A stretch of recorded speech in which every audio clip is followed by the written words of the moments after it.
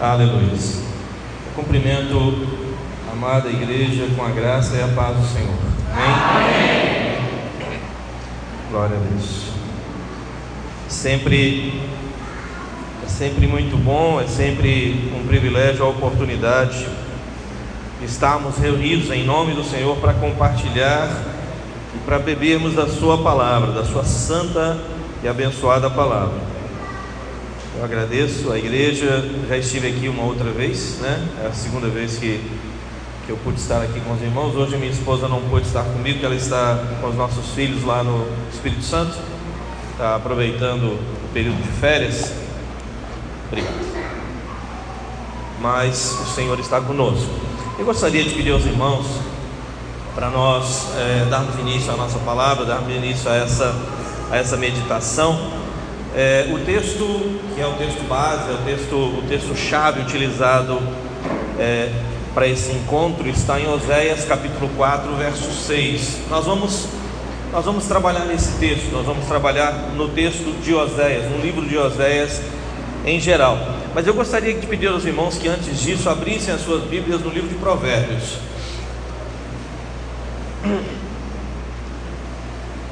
No livro de Provérbios, no capítulo 3, estamos falando de conhecimento. Eu gostaria de ler um pequeno texto, um pequeno trecho que está em Provérbios, que o salmista, que o sábio, né? Não o salmista, mas o sábio, ele fala acerca da sabedoria, ele fala acerca do conhecimento. E aí nós retornaremos ao texto de Oséias no capítulo 4. Então mantenha, por favor, a sua Bíblia aberta para acompanhar aqui a nossa reflexão. Provérbios capítulo 3, a partir do verso 13. Vamos ler até o verso 15 apenas. Observe o que o texto diz: Feliz o homem que acha sabedoria e o homem que adquire conhecimento, porque melhor é o lucro que ela, a sabedoria, dá do que o da prata, e melhor a sua renda do que o ouro mais fino. Mais preciosa é do que pérolas, e tudo que podes desejar não é comparável a ela. Repetindo o verso 13, diz assim: Feliz o homem que acha sabedoria e o homem que adquire conhecimento. Fechamos os nossos olhos. Deus Todo-Poderoso, louvado seja o teu santo e grandioso nome, Senhor. Deus querido, em nome de Jesus, nós estamos aqui reunidos em teu nome. Te agradecemos, ó Pai querido, por essa oportunidade ímpar, ó Pai querido, estarmos aqui reunidos como igreja do Senhor. Te agradecemos, ó Pai amado, pela presença confirmada do Senhor em nosso meio, porque somos mais de 2 ou 3 reunidos em teu nome. Te agradecemos, ó Pai querido, pelo Espírito Santo, ó Deus querido, que está dentro de nós, que habita em nós, que está nesta igreja e que reuniu, ó Pai querido, este corpo vivo comprado pelo teu sangue, Senhor, para estarmos aqui adorando o teu nome, louvando o teu nome, ó Pai querido, e neste momento, Senhor, sendo alimentados pela tua palavra. Deus amado, em nome de Jesus, eu te peço, Senhor, ó Pai querido, confirma a tua palavra nesta igreja. Abre os nossos olhos, os nossos ouvidos espirituais, ó Pai querido. Retira, Senhor, do nosso coração, da nossa mente, toda distração, ó Deus amado. Que o coração desta igreja, que o nosso coração, que o meu coração seja terra fértil, seja terra boa. Que a semente do Senhor produza vida aqui neste lugar. Que a palavra do Senhor, ó Deus querido, quebrante, redirecione, ó Deus querido, conforte, movimente, mude, ó Deus amado. Opera, Senhor, em nosso meio, nós te pedimos, em nome do Senhor Jesus. Amém. Os irmãos podem se assentar. Obrigado. Tá bom, ok. Ok, obrigado.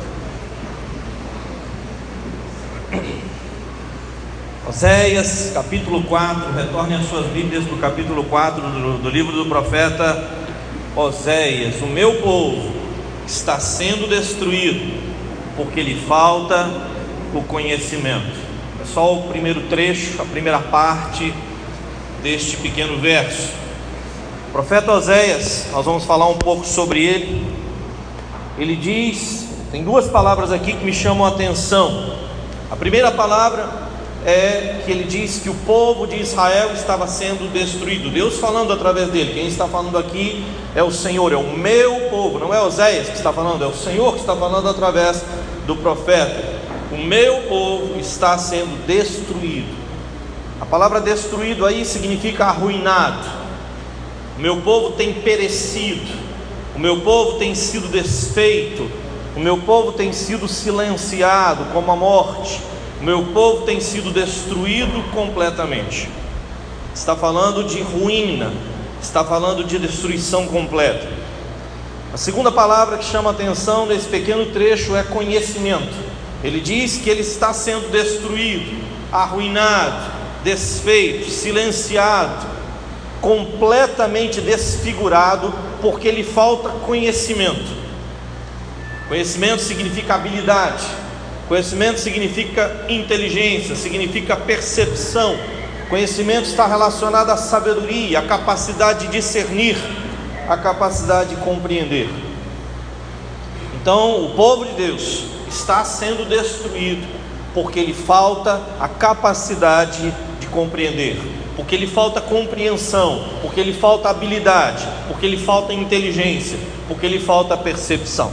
Oséias é contemporâneo ao profeta Isaías. Eles viveram mais ou menos no mesmo período, eles profetizaram mais ou menos não, exatamente no mesmo período. Oséias no reino do norte, Isaías no reino do sul. Oséias em Efraim, Isaías em Judá. E é interessante que também no livro de Isaías, no início do livro de Isaías, Deus diz que o boi conhece o seu possuidor, que o gado conhece o estábulo do seu dono, mas o meu povo não entende nada. Então aí ele diz que uma vaca, um boi, tinha mais conhecimento das necessidades dele, daquilo que ele precisava para viver, que seria o estábulo, seria o seu feno, né? Seria a sua ração para comer, do que o povo. O povo não tinha entendimento, o povo não conhecia nada. Então dá a impressão que estamos falando de um povo estúpido, de um povo burro, de um povo incapaz de aprender. Meu povo está sendo destruído porque lhe falta conhecimento.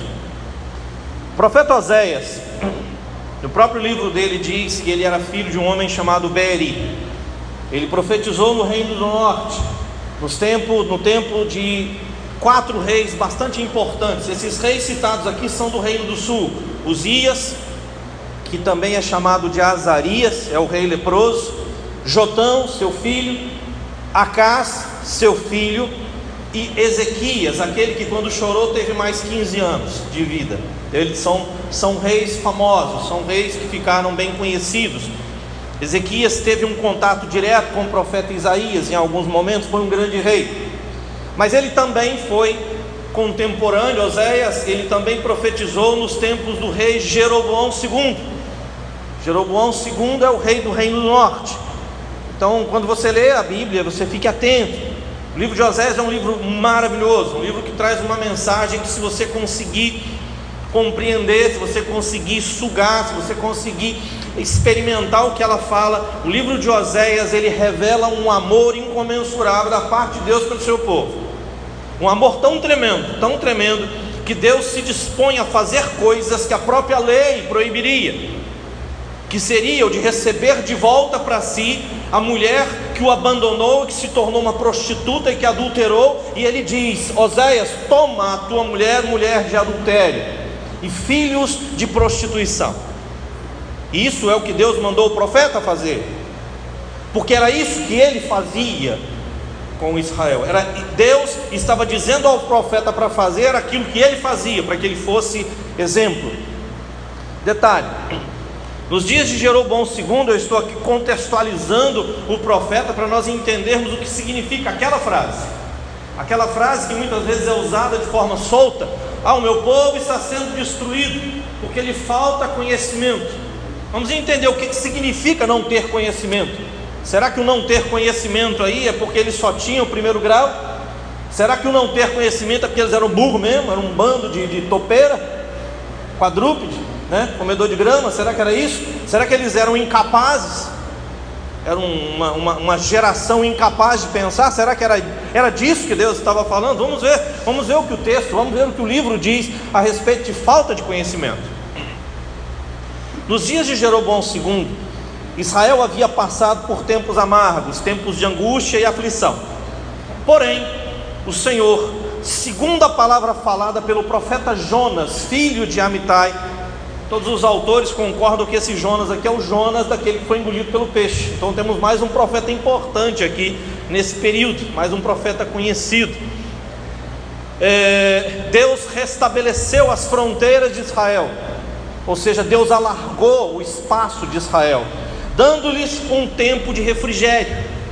Observe que isso aconteceu porque o Senhor viu que a aflição de Israel era muito amarga. Não é porque o povo era bonzinho, não é porque o povo era fiel. Infelizmente, essa deturpação que surgiu no mundo e aqui no Brasil encontrou muito espaço, do chamado, famoso Evangelho da Prosperidade, acabou se criando a ideia de que se você cumpre determinados requisitos, tipo vai ao culto, é bonzinho com o pastor e paga o dízimo, que tudo vai bem na sua vida, que você nunca tem problema.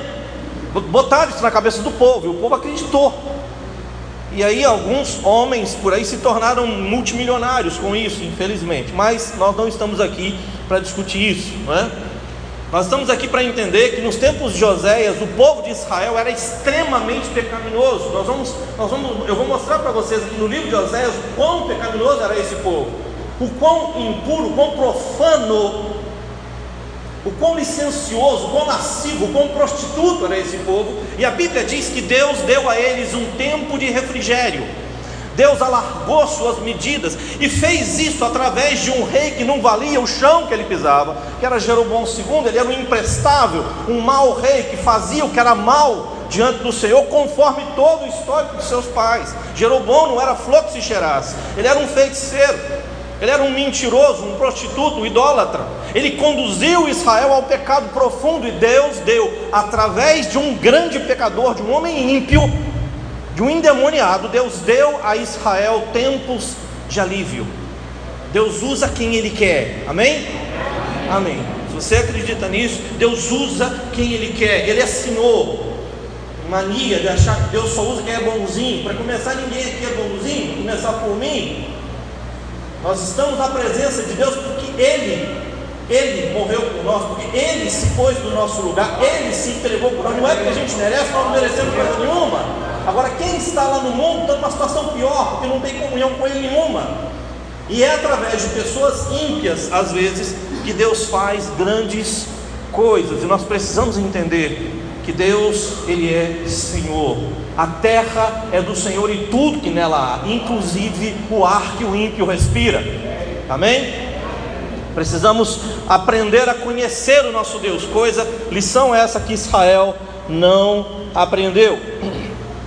Isso aconteceu, esse refrigério, como eu estava falando, aconteceu porque viu o Senhor que a aflição de Israel era extremamente amarga, e não havia ninguém que pudesse livrar a Israel, nem escravo nem livre. Inclusive nesse tempo, no tempo de Oséias, no tempo de Jeroboão II, o Senhor ainda não havia falado em apagar o nome de Israel de debaixo do céu, porque isso vai acontecer. O pecado tem um tempo, a longanimidade de Deus significa que Ele tem uma paciência de longo ânimo, mas existem limites, só que Ele conhece esses limites, Ele estabelece esses limites. E naquele tempo Deus deu livramento através de Jeroboão II, filho de Jeoás, apesar dele ter sido um péssimo rei e ter feito mal aos olhos do Senhor, fazendo assim que Israel pecasse mais. Se você quiser saber aonde estão essas informações que eu acabei de apresentar, anote aí, depois você olha na sua casa. Segundo livro de Reis, capítulo 14, a partir do verso 23. Segundo livro dos Reis, capítulo 14, a partir do verso 23, você vai encontrar essas informações aqui que eu acabei de passar. Israel, reino do norte, seguiram o mesmo padrão iníquo de comportamento e de negação ao Senhor ao longo de toda a sua história. Mas apesar de sua maldade, Deus se compadecera e dera a Israel tempos de relativa paz e prosperidade. Os tempos de Jeroboão II foram tempos de riquezas, foram tempos de boas colheitas e de ausência de inimigos, mas eles estavam cercados. Oséias é uma mostra viva da fidelidade do amor e da infinita graça de Deus em favor daqueles a quem Ele ama. Israel, Deus, é o povo de Deus. O Senhor o chamou, o Senhor o trouxe para si. No capítulo 4 de Oséias, no verso 1, observem do que nós estamos falando.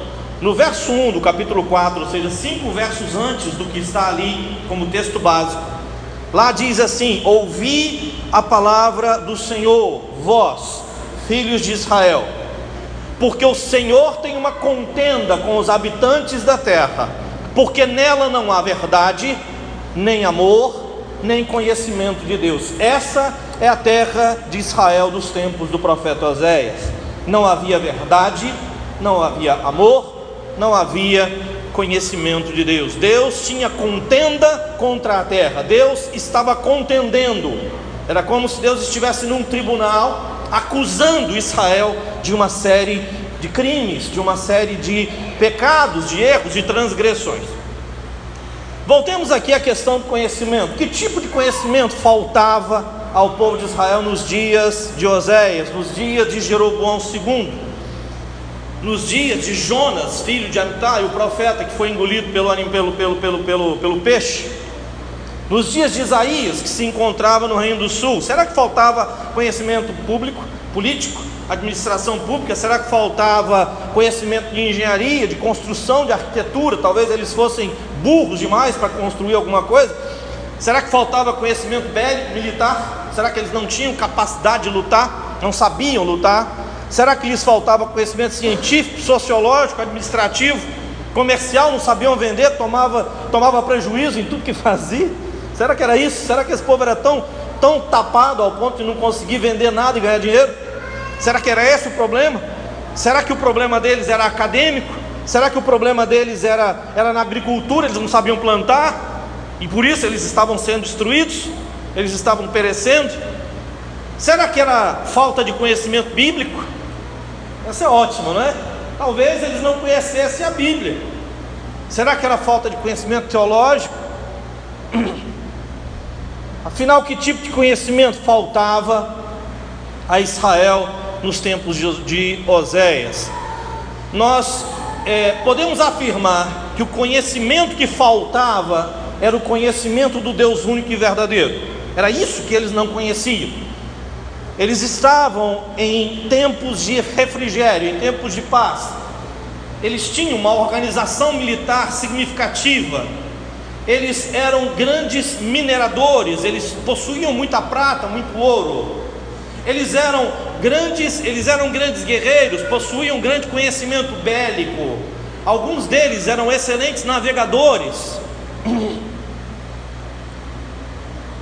Alguns deles, aliás, judeu, uma das coisas famosas na etnia judaica é justamente o tino comercial que eles têm, não é? É difícil ser um judeu, você encontrar um judeu pobre, assim, pobre, porque eles são bons de negócio. Eles têm um tino para negócio muito bom. Mas o conhecimento que lhes faltava era conhecimento de Deus. Aí eu pergunto aqui para essa igreja, para essa assembleia, essa congregação: como avaliar o conhecimento que nós temos de Deus?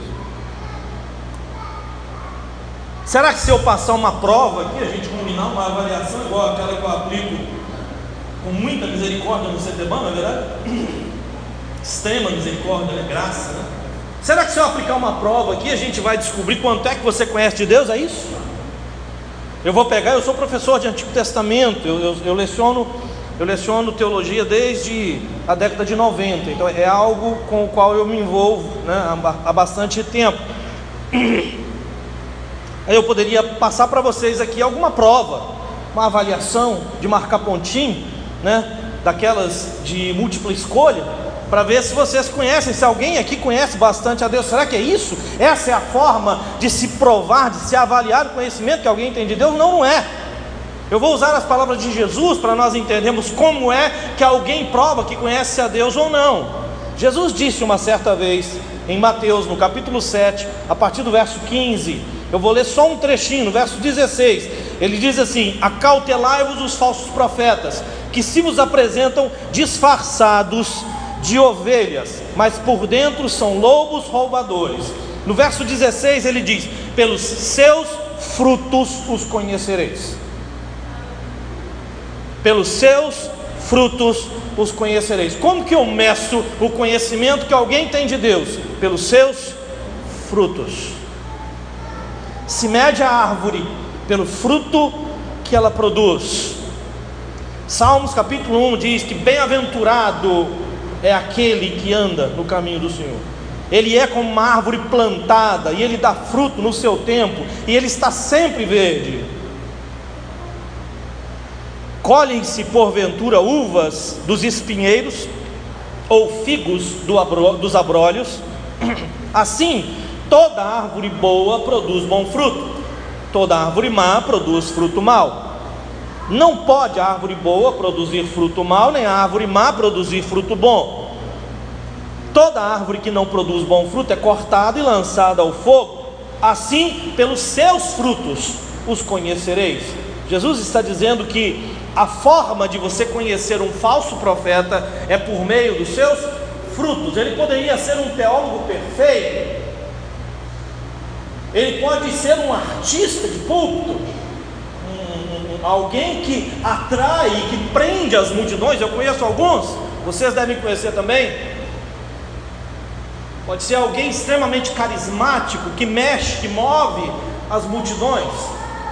Eu sou particularmente interessado na história, e especialmente na história da Segunda Guerra. É um interesse meu, em particular, de estudar, de analisar, de avaliar, de ver documentários. E hoje eu estava vendo, na parte da tarde, um documentário a respeito, um documentário que foi um vídeo gravado pelo Ministério da Propaganda nazista, que era um filme utilizado para propagação do nazismo por todo o mundo naquela época, e para mostrar para o povo alemão que Hitler estava acima de toda e qualquer suspeita. Não há homem mais carismático do que aquilo, não há homem mais persuasivo do que aquilo. Como é que se convenceu matar com requintes de crueldade mais de 6 milhões de pessoas inocentes? Ele não fez isso com a mão dele, ele não deu tiro em ninguém, mas ele tinha um soldado, ele tinha um capitão, um oficial, um cabo, em qualquer lugar disposto a matar em nome dele. Isso é um homem carismático, isso é um artista de púlpito. Eu fiz uma comparação pesada.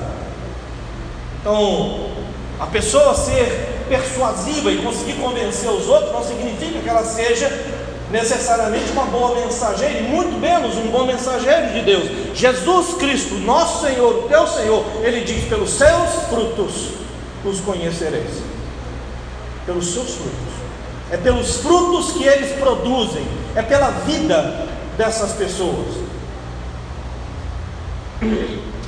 Porque um falso profeta, ele consegue reproduzir uma mensagem linda e maravilhosa sem crer em uma palavra do que ele falou, porque não importa. Ele consegue convencer e mover populações inteiras, porque existe técnica para isso.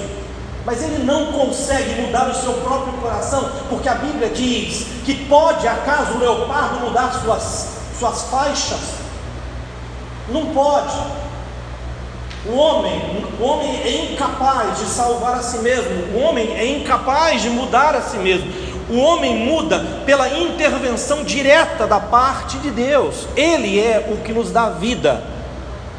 A Bíblia diz que, estando nós mortos em nossos pecados, delitos e transgressões, Ele vos deu vida.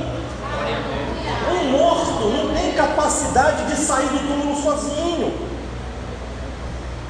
Um morto não precisa de um mestre, um guia. Um morto precisa de alguém que lhe confira vida. alguém que tenha poder para lhe ressuscitar, e só Deus é a fonte da vida, só Ele tem o poder de ressuscitar alguém que está no mundo, chafurdando na lama do pecado, só Deus pode tirar ele de lá, mas ninguém.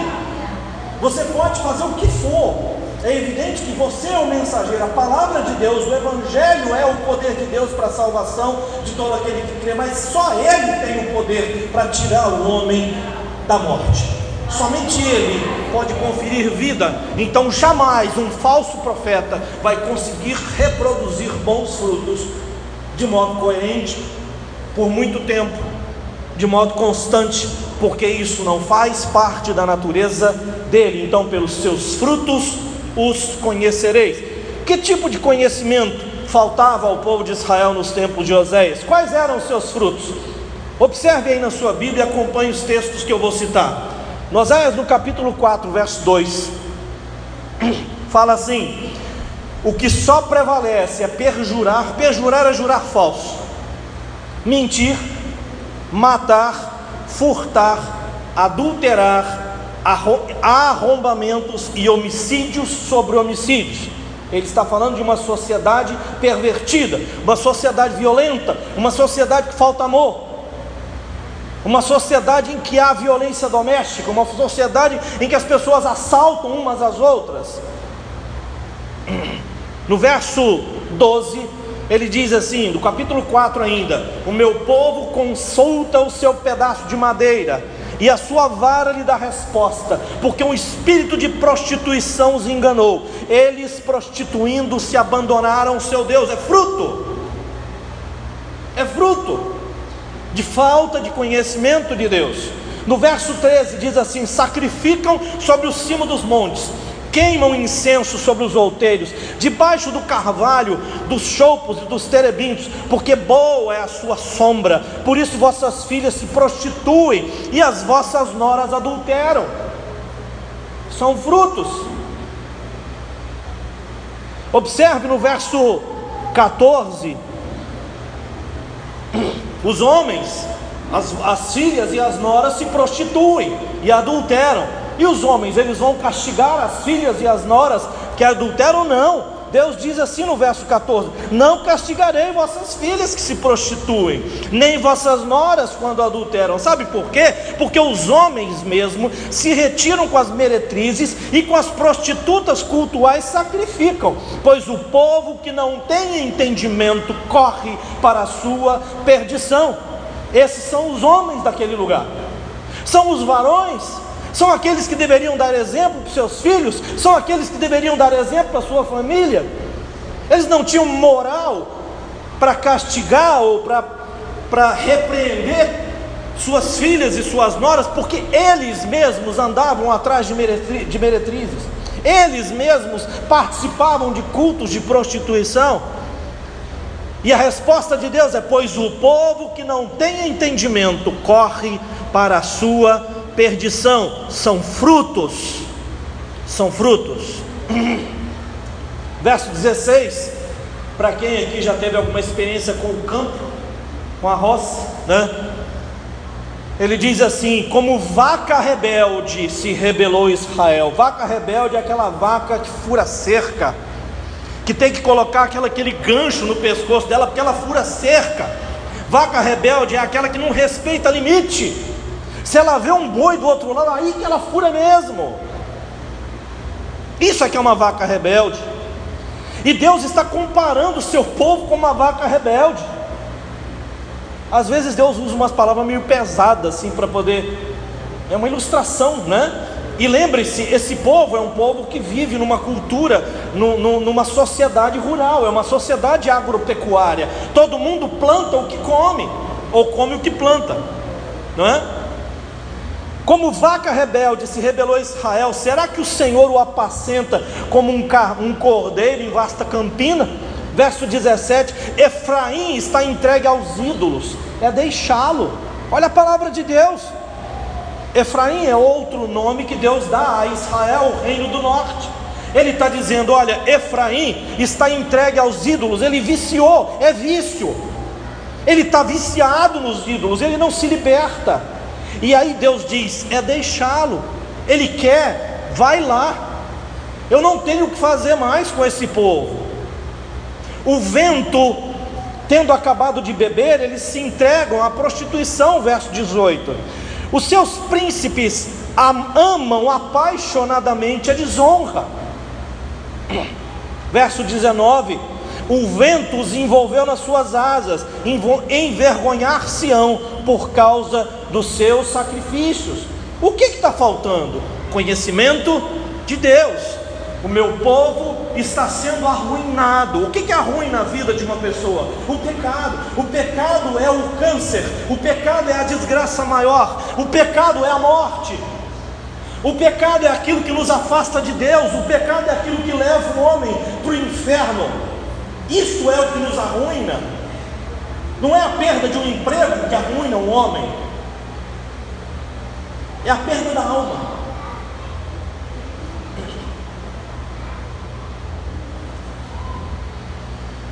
O que está faltando? Eu peguei aqui alguns textos, não precisa abrir, se vocês quiserem anotar para olhar depois. No Salmos 10, verso 4, diz assim: o perverso, na sua soberba, ele não investiga, que não há Deus, são as suas cogitações. Ele é perverso porque ele acha que não há Deus. Salmo 14, verso 1, diz o insensato, o tolo, o estúpido. A palavra de Deus, os Salmos, em Provérbios, quando usa essa expressão insensato, tolo, estúpido, estulto, são pessoas que não temem a Deus, porque o temor do Senhor é o princípio da sabedoria. Então aquele que não teme a Deus, ele não é sábio. Diz o insensato no seu coração: não há Deus. Corrompem-se e praticam abominação, já não há quem faça o bem. Salmos 36, verso 1: há no coração do ímpio a voz da transgressão, não há temor de Deus diante dos seus olhos. O que ele não tem? Conhecimento do único Deus verdadeiro. Salmos 53, verso 1: diz o insensato no seu coração: não há Deus. Corrompem-se, praticam iniquidade, já não há quem faça o bem. Faltava conhecimento de Deus nos tempos de Oséias. Acaso Deus está falando acerca de ateísmo? Não, o mundo antigo não era ateu, não havia ateísmo no mundo antigo. O ateísmo é um produto do nosso mundo. O ateísmo é um produto do século XX. Aliás, hoje o ateísmo é a religião que mais cresce no mundo. Vocês sabiam disso? O ateísmo está superando o islamismo, está superando o cristianismo. O ateísmo é a nova religião. Por quê? Porque os homens desistiram de acreditar no Deus que criou os céus e a terra. O interessante é que Deus é testemunha. Diariamente eu agradeço a Deus por Ele não ter esquecido de mim, por Ele não ter desistido de mim, porque eu merecia isso. Eu sei o que eu estou falando. Ele resolveu não desistir de mim. O mundo está desistindo dele. Quando Jesus, há uma passagem, eu me esqueci que agora é o local do evangelho onde está, deu um branco, mas há uma passagem nos evangelhos em que Jesus ensina, ele fala de uma parábola, é a parábola que ele diz, é aquela parábola do juiz iníquo, onde ele vai dizer que é importante orar sem cessar e sem desanimar, sem desânimo, né? E depois que ele conta essa parábola, e ele diz, Jesus ele diz uma frase que ela é muito triste. Recentemente eu estava ouvindo uma pregação, uma palavra do pastor americano, o pregador Paul Washer, e ele disse assim que na opinião dele era o versículo mais triste da Bíblia. Eu concordo com ele, é um versículo muito triste, porque Jesus pergunta para os que estão ao seu redor se quando vier o Filho do Homem se haveria fé na terra. Acaso quando vier o Filho do Homem haverá fé na terra?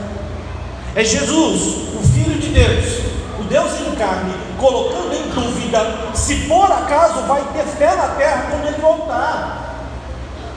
Significa que vai ter uma grande conversão, o mundo inteiro vai virar para Jesus? Não, significa que o mundo inteiro vai abraçar o ateísmo. É o que está acontecendo agora.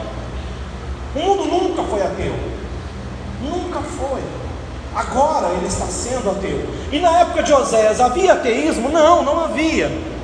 Quando a Bíblia diz que esses homens não conheciam a Deus, significa que esses homens conheciam outros deuses. Mas por que esses homens não desejavam o conhecimento do único Deus verdadeiro? Porque o único Deus verdadeiro, Ele é santo, Ele é perfeito, Ele é justo, Ele é eterno, Ele é soberano. E sabe, não existe outra forma de se relacionar com esse Deus senão de joelho. Não existe outra forma de se relacionar com esse Deus senão através da humildade. O homem não quer se humilhar.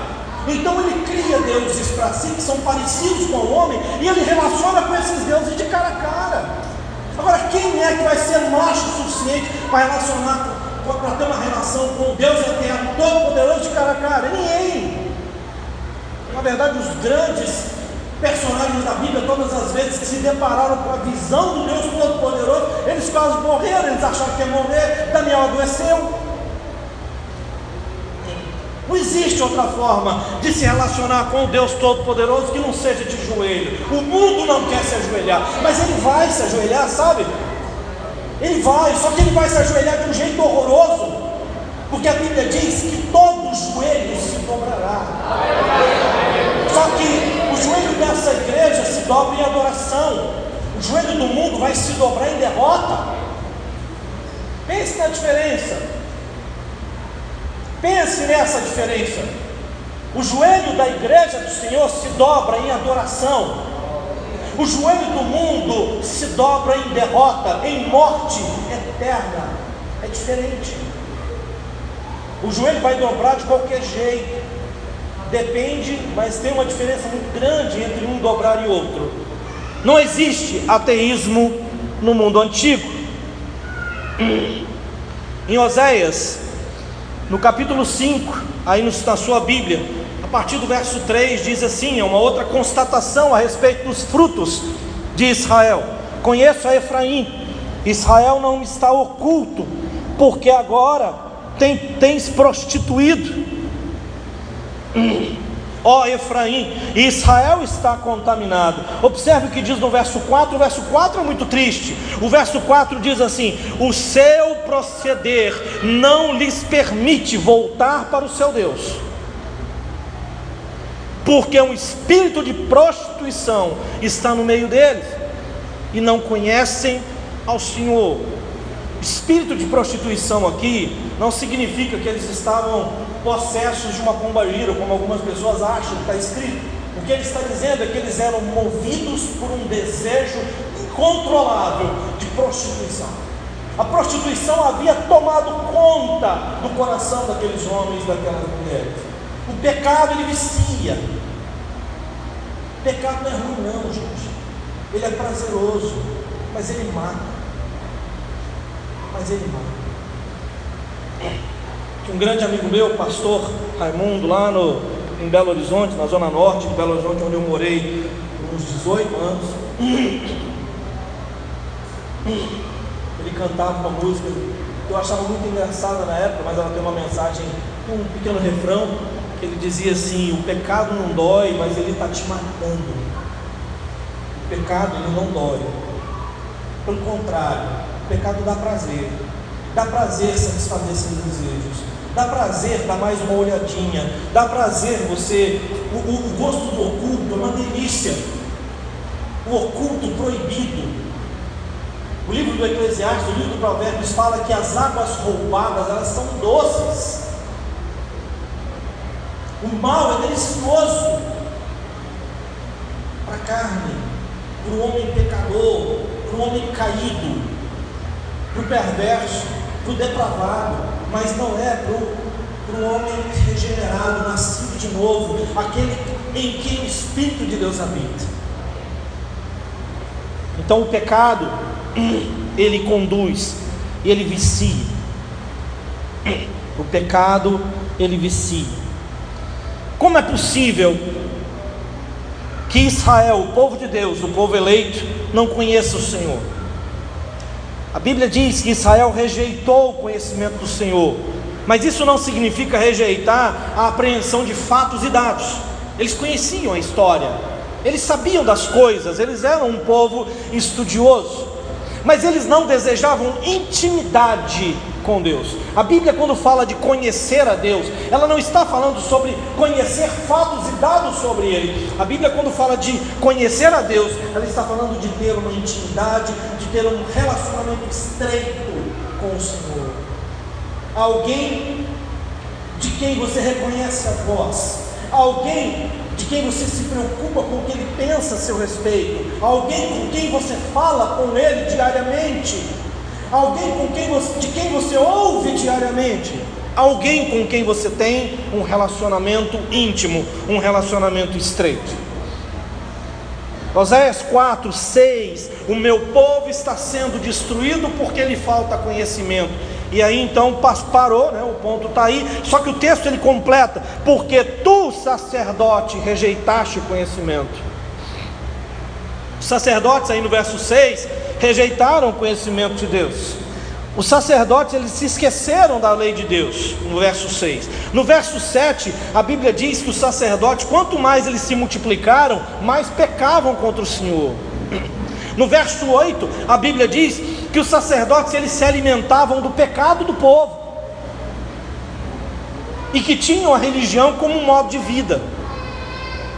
No verso 10, diz que eles deixaram de adorar o Senhor, isso tudo no capítulo 4. No verso 11 diz que entregaram-se à sensualidade e ao vinho. No verso 12 abandonaram ao Senhor, substituindo-o por coisas. No verso 13 sacrificavam em todos os lugares.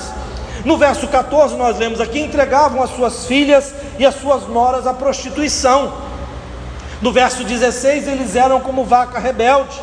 No verso 17 Efraim está entregue aos ídolos. No verso 18 eles bebem e se entregam à prostituição, vida mundana, vida profana. No capítulo 5, no verso 2, eles se aprofundaram na prática dos excessos. Significa que o pecado foi recorrente, foi constante, foi contínuo. Dizia um presbítero lá de Belo Horizonte, muito meu amigo da minha família, um pai para mim, pastor Edson, presbítero da Igreja de Cristo lá de Belo Horizonte, ele dizia a respeito da tentação que às vezes pode não ser possível você impedir que passe um pássaro voando por cima de você e faça e solte uma bomba em cima da sua cabeça, né? Pode ser que você não consiga impedir isso, afinal de contas ele passou, mas você não pode deixar ele fazer um ninho na sua cabeça. É diferente. Uma coisa é passar um mau pensamento pela sua cabeça e você rejeitar o nome do Senhor, e você clamar por livramento, reconhecendo sua fraqueza, reconhecendo seus limites. As pessoas elas têm fraquezas diferentes. Tem gente que não pode ver bebida, tem gente que não pode ver mulher, tem gente que não pode ver outra coisa, tem gente que não pode ver jogo. Teve aquela encenação mais cedo aqui, né? A menina ela falou sobre ir lá assistir o jogo lá do Pernambucano.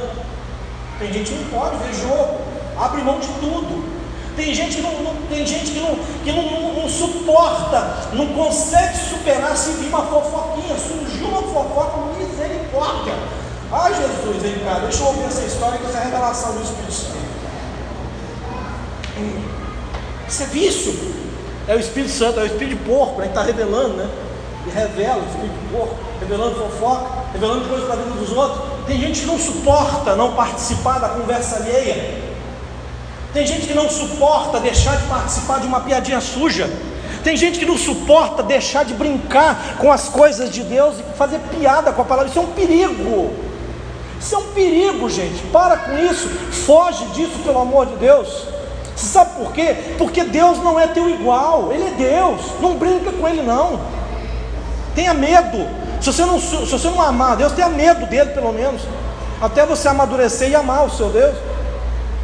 Não brinca com Ele. não faz de conta, não faz piadinha com a Escritura, não faz piadinha com o nome de Jesus, não participa desse tipo de coisa.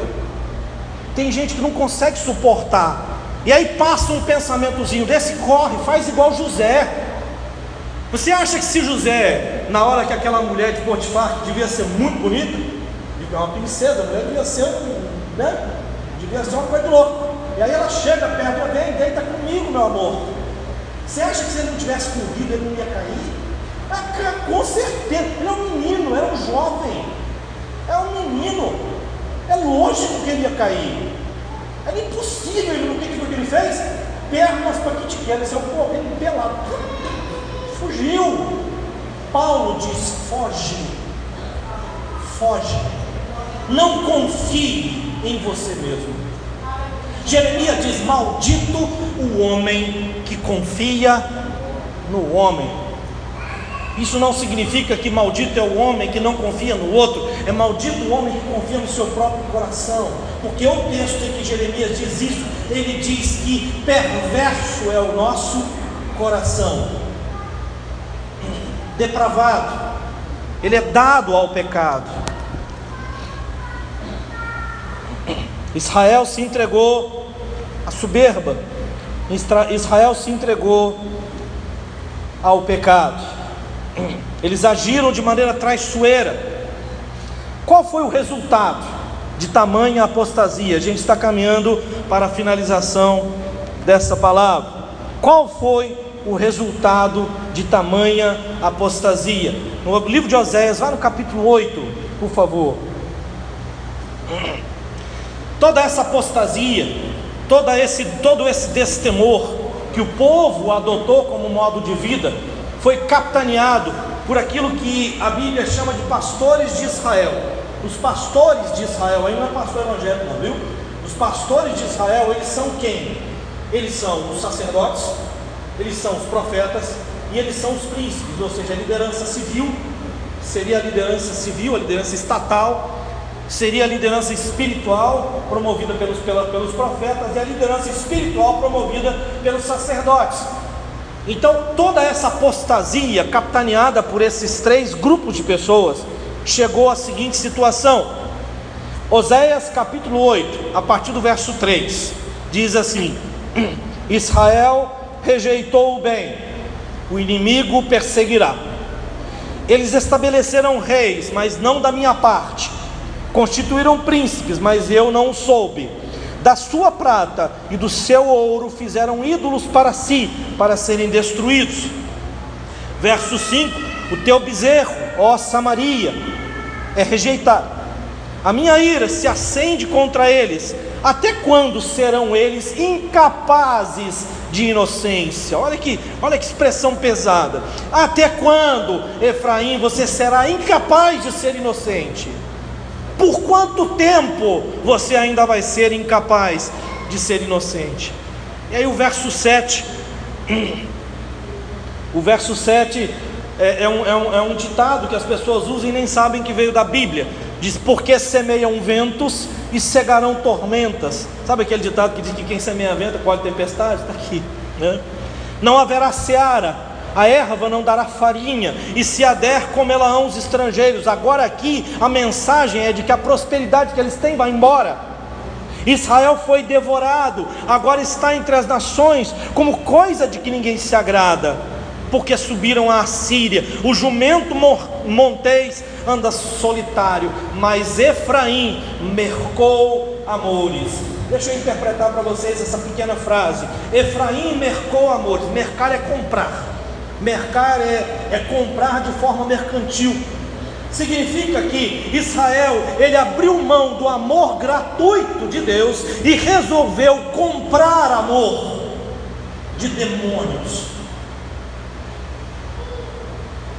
Israel abriu mão da graça e do amor de Deus, que é completamente gratuito, a mão do Senhor estendida a favor dele, e decidiu comprar prazer.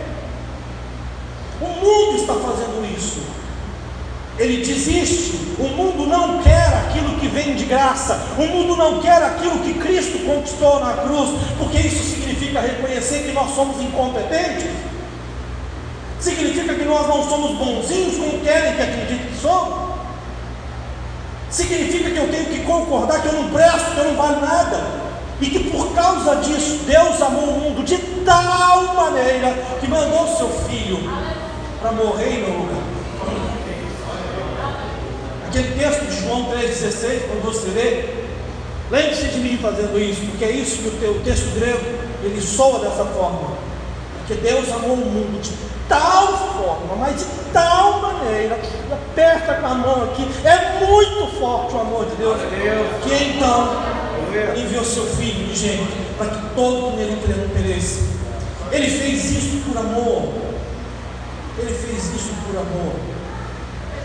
Quando Jesus estava na cruz, teve alguns artistas que passaram perto dele e disseram: desce daí, se tu é macho, desce daí, já que você falou que tu era filho de Deus, por que você não desce daí, seu besta? É mais ou menos assim que eles falaram com ele. Ele não desceu. Por que será que ele não desceu? Ah, pastor, aqueles pregos devia ser difícil, né? Não era não. Jesus disse que ninguém tirava a vida dele, que ele a daria de vontade própria. Jesus era o imatável. Jesus disse que se ele quisesse, ele disse para Pedro, que se ele quisesse se defender, ele chamaria uma legião de anjos que o protegeriam dos romanos. Eu não me esqueço que um anjo matou 180 mil assírios. Imagina o que faz uma legião de anjos, deve ser um estrago absurdo.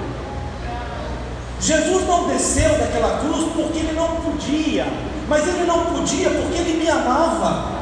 Foi o amor que segurou ele lá, não foram os cravos, não foram aqueles pregos, foi o amor que segurou ele lá.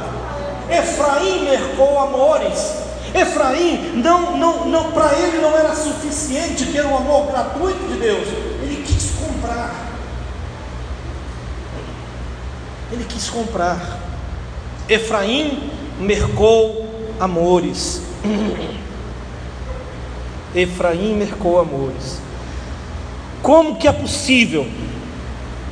Aí na sequência desse texto que a gente estava lendo, a partir do verso 10, todavia, ainda que eles merquem socorros entre as nações, eu os congregarei. No verso 11, porquanto Efraim multiplicou altares para pecar, estes lhes foram para pecar. No verso 12, embora eu lhes escreva a minha lei em 10.000 preceitos, estes seriam tidos como coisa estranha.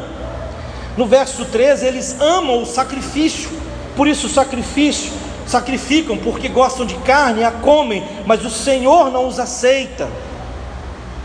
Verso 14, porque Israel se esqueceu do seu Criador e edificou palácios, e Judá multiplicou cidades fortes, mas eu enviarei fogo contra as suas cidades.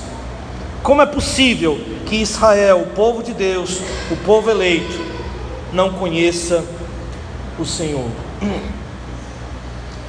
Como foi dito no início dessa palavra, Israel vivia tempos de relativa paz e prosperidade, apesar da ameaça crescente do Império Assírio, que crescia e devorava tudo ao seu redor. Apostando em sua prosperidade, apostando em sua força e na capacidade de fazer alianças, Israel se aprofundou no pecado e se tornou cada vez mais uma sociedade ímpia, uma sociedade injusta, uma sociedade idólatra, uma sociedade mentirosa, impura, licenciosa, soberba, avarenta, apóstata. O problema é que se você ler o livro de Oséias todo, você vai descobrir que Deus está reclamando com Israel, porque ele usou da prosperidade que Deus deu a eles para servir aos ídolos e para satisfazer os seus pecados. Eles usaram de toda a prosperidade dada por Deus para satisfazerem os seus pecados. No capítulo 7, verso 13, ele diz: porque fugiram de mim, ai deles, porque se rebelaram contra mim. Eu os remiria, mas eles falam mentira contra mim. No verso 14 do capítulo 7, não clamam a mim de coração, mas eles dão uivos nas suas camas. Parece um monte de lobo, um monte de bicho, cheio de vício de prostituição, vício de mentira, vício de pecado.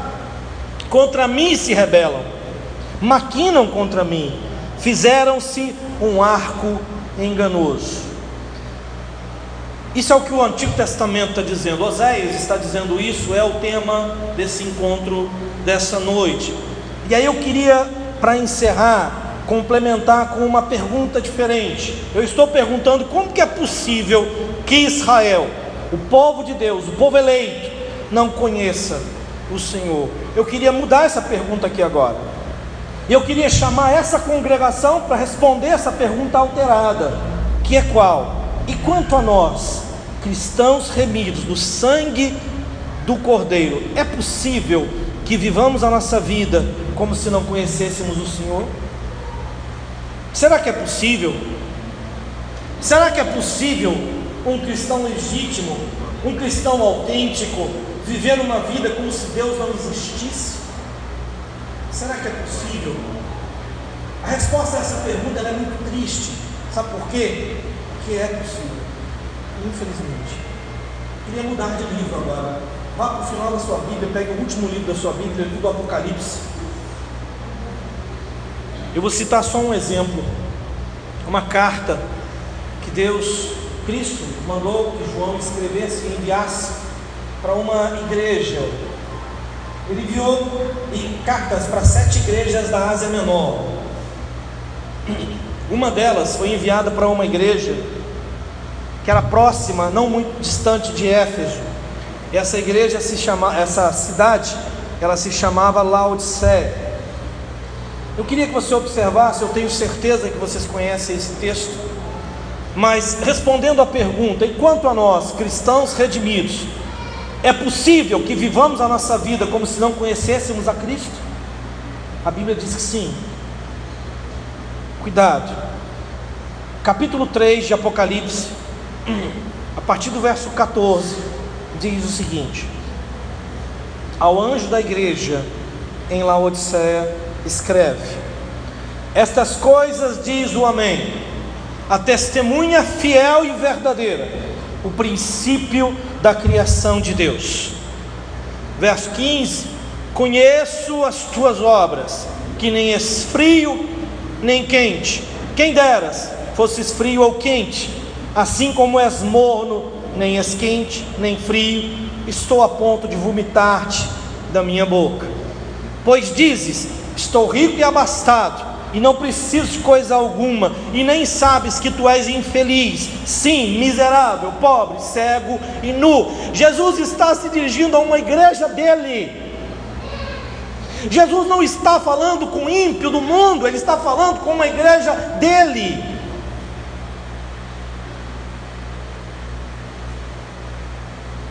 A igreja diz: eu estou rico e abastado, não preciso de nada. Mas tu não sabes que és um infeliz, um miserável, um pobre, um cego e um nu. Aconselho-te que de mim compres ouro refinado pelo fogo, para te enriquecer de verdade, vestiduras brancas para te vestirem, a fim de que não seja manifesta a vergonha da tua nudez, e colírio para ungires os olhos, a fim de que vejas. Eu repreendo e disciplino a quantos eu amo. Jesus está repreendendo e disciplinando a sua igreja, a quem ele ama. Ele não está se dirigindo ao mundo, ele está falando com a sua igreja. Sê, pois, zeloso e arrepende-te. Aí o verso 20 tem um texto que é muito utilizado de uma forma equivocada. Normalmente utiliza-se isso para fazer um apelo evangelístico: eis que estou à porta e bato.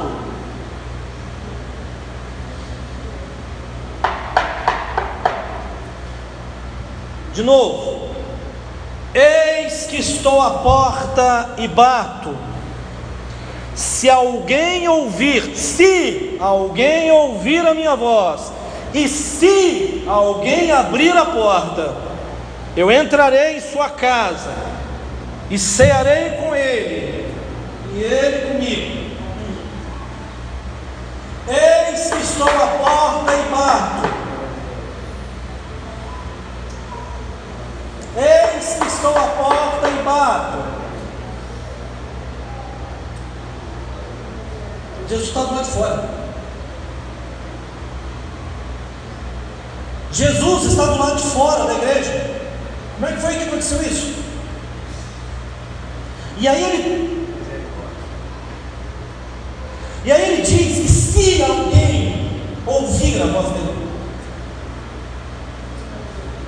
se alguém abrir a porta, é se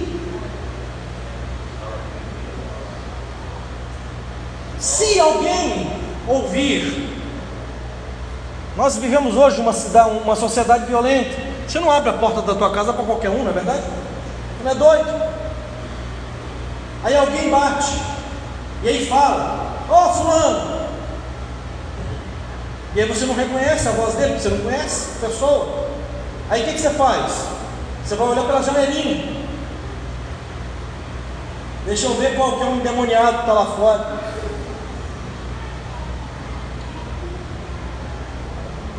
Você não vai abrir a porta a um estranho. Você não vai deixar um estranho entrar na tua casa, pelo menos não deveria.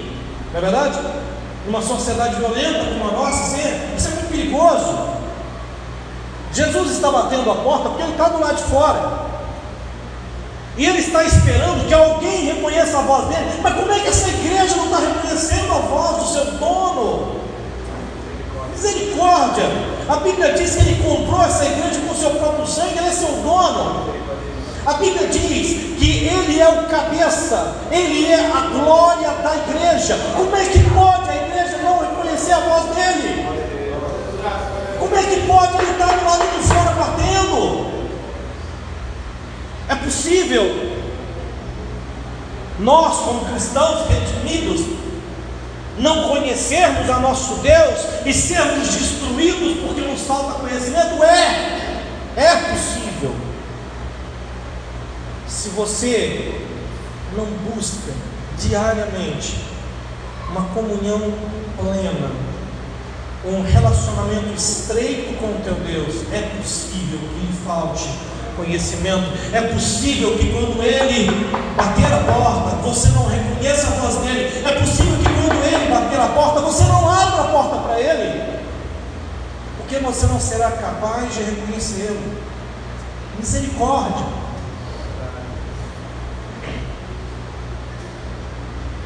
Meu povo está sendo destruído porque lhe falta conhecimento. Eis que estou à porta e bato. Se alguém ouvir a minha voz e abrir a porta, entrarei em sua casa e cearei com ele, ou seja, eu estabelecerei com ele comunhão. A quem se dirige o Cristo glorificado? A igreja de Laodiceia. Pode-se dizer: ah, mas a igreja ela tinha desviado, deixou de ser. Deixou não. Não é isso que o livro do Apocalipse diz. O livro do Apocalipse diz que ele está repreendendo a quem ele ama. Ele ama aquela igreja.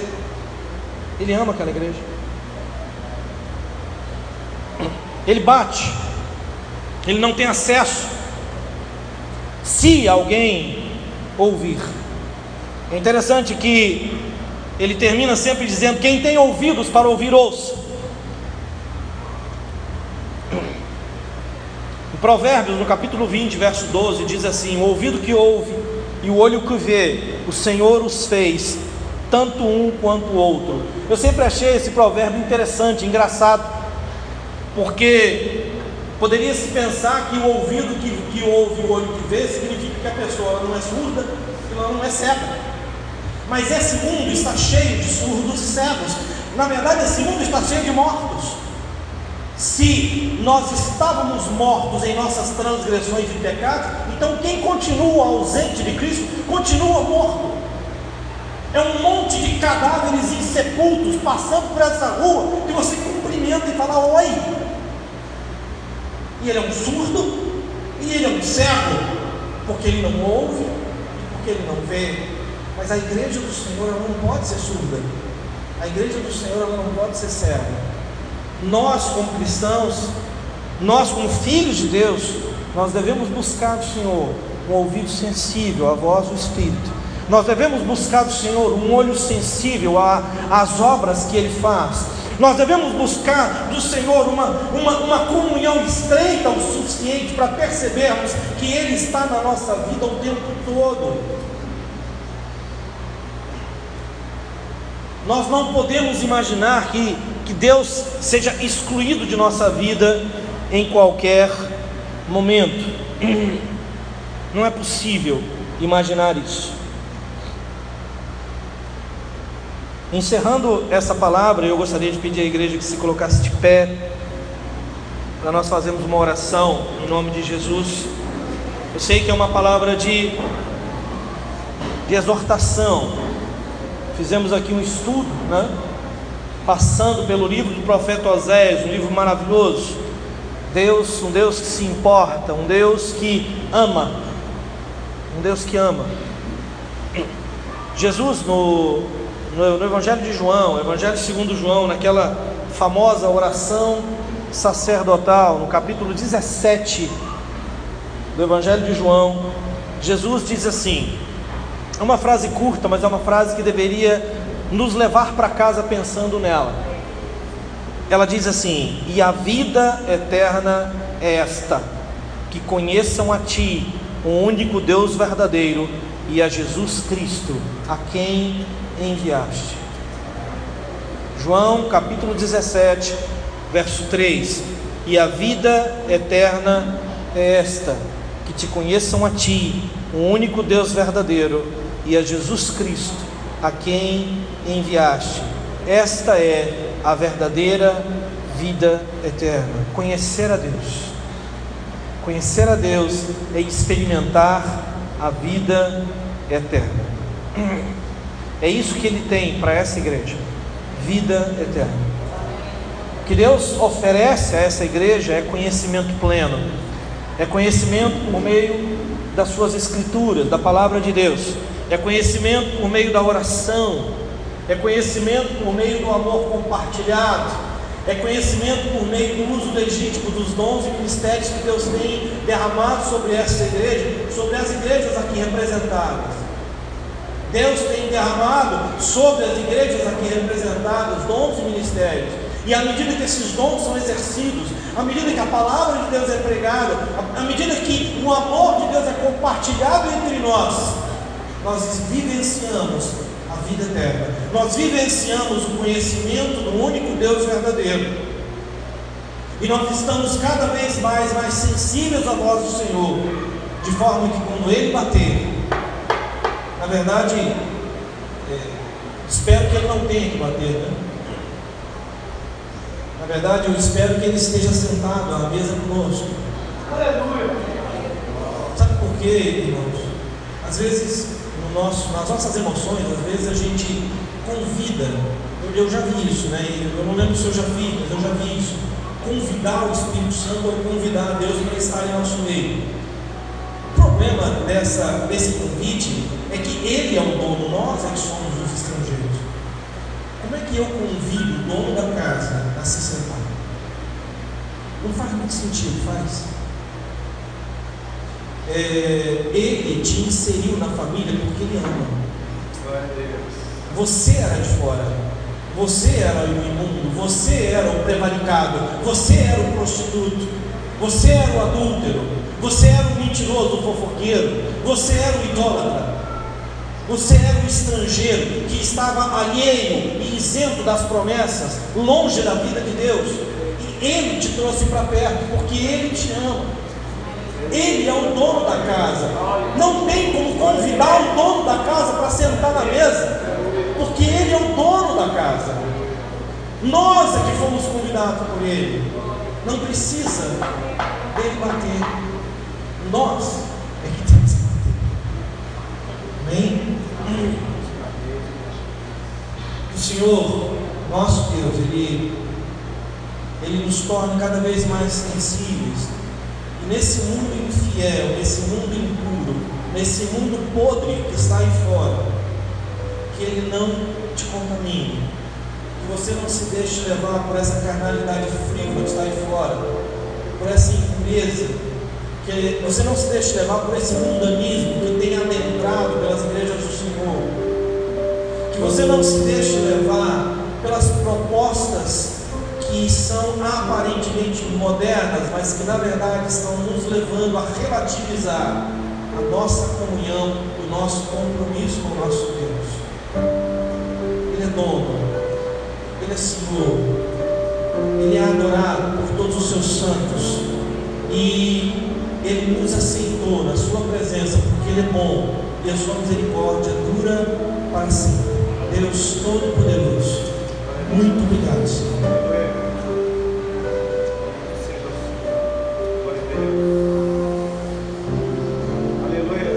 Obrigado, Senhor, por favor por mim, Deus, obrigado por não ter desistido de mim, Senhor. Os irmãos cantaram agora há pouco, obrigado, Pai querido, por não ter me deixado para trás como um soldado ferido.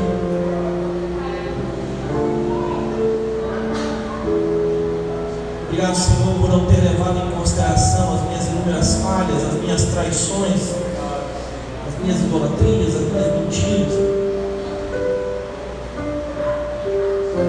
Obrigado, Pai querido, por insistir em me amar, Deus, por insistir em ser fiel, Senhor. Muito obrigado, Pai querido, porque estamos aqui na Tua presença te adorando. Não merecemos estar aqui, Senhor, nós sabemos disso. Teu Filho, Jesus Cristo, conquistou esse direito para nós. Estamos aqui pelo mérito dele. E te louvamos, ó Pai querido, por ter nos amado tanto, ter dado Teu Filho por nós, para morrer em nosso lugar. Deus querido, em nome de Jesus, que o nosso coração se derreta, Pai. Que o nosso coração se quebrante, Deus. Que o nosso coração se desestruture, se necessário, ó Pai querido, para que haja, Senhor, um desejo puro, um desejo perfeito, um desejo pleno de comunhão com o Senhor. Deus querido, move a Tua igreja. Espírito Santo de Deus, move a Tua igreja, Pai. Fala conosco, fala nesse lugar, fala no coração de cada um. O Senhor conhece a vida de cada um que está aqui. O Senhor conhece suas fraquezas. O Senhor conhece suas dificuldades, seus desafios. O Senhor conhece seus sonhos. Deus amado, em nome de Jesus, glorifica o Teu nome da igreja que aqui está presente, que clama pelo Senhor, que reconhece, ó Deus, que nós não somos nada, e que por mais que venhamos a nos esforçar, ó Pai querido, a nossa vitória somente está em Ti. Deus amado, em nome de Jesus, eu reconheço aqui publicamente, ó Deus querido, e declaro em nome do Senhor a minha completa e total dependência do Senhor. Eu não mereço, Deus. Eu não sou nada, Senhor, mas o Senhor é. Glória a Deus. O Espírito do Senhor nos selou, o Espírito do Senhor nos tem movido, o Espírito do Senhor nos trouxe aqui, o Espírito do Senhor nos arrancou das trevas, o Espírito do Senhor nos trouxe para esse mundo de luz, o Espírito do Senhor abriu o nosso entendimento para ouvir a Tua voz. Deus querido, em nome de Jesus, guarda-nos, ó Pai querido, guarda-nos de cometermos os mesmos erros que o Teu povo cometeu no passado. Não permita, Senhor, que venhamos a ser destruídos por falta de conhecimento do Senhor, meu Pai. Enche o nosso coração de Ti, nós precisamos do Senhor. Enche o nosso coração de Ti, nós precisamos do Senhor. Nós invocamos o Teu nome por salvação, meu Pai. Por nossa vida, pelas nossas famílias, pelos nossos filhos, nossas filhas, pelas nossas esposas, pelos nossos maridos, por aqueles que estão conosco. Deus amado, em nome do Senhor Jesus, Pai. Quebranta a Tua igreja, Senhor. Glória a Deus. Quebranta a Tua igreja. Que haja humildade, Pai. Que haja humildade, Senhor. Que haja temor, Senhor. Que o temor do Senhor permaneça em nosso coração. Que o temor do Senhor permaneça em nosso coração. Nós precisamos do Senhor, meu Pai. Queremos Te honrar e sabemos que não podemos de nossas próprias forças, mas no Senhor nós podemos ter vida, Senhor. No Senhor nós temos vida, porque o Espírito do Senhor está sobre nós. Muito obrigado. santo, santo, santo é o Senhor. Glorioso é o teu nome, Pai. Majestoso é o teu nome. Tu és digno de todo, digno. Tu és digno de todo louvor, Senhor. Digno de toda adoração, Senhor. Digno tu és digno, Pai. Somente tu és digno, Senhor. Glórias a Deus. Aleluia. Aleluia. Glória a Deus. Podem sentar, amados. Glória a Deus. Louvado seja o nome